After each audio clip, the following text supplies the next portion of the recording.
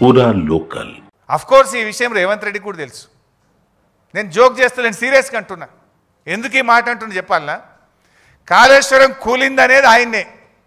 మొన్న యాదాద్రి జిల్లాలో పోయి గంధమల్ల కొబ్బరికాయ కొట్టిండా లేదా? గంధమల్ల ఏంటిది? Continuation of Kaleshwaram.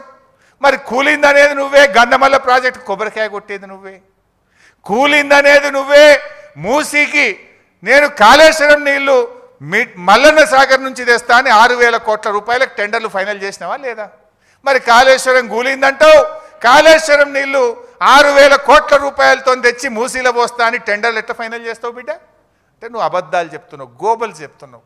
సో ఎప్పటికైనా కేసీఆర్ చేసిన నిర్ణయం తన కోసం కాదు, 100 ఏళ్ల రాష్ట్ర భవిష్యత్తు కోసం ఆలోచించి కేసీఆర్ గారు మల్లన్న సాగర్ లాంటి ప్రాజెక్టులను, కాళేశ్వరం ప్రాజెక్టును వారు నిర్మించడం జరిగింది.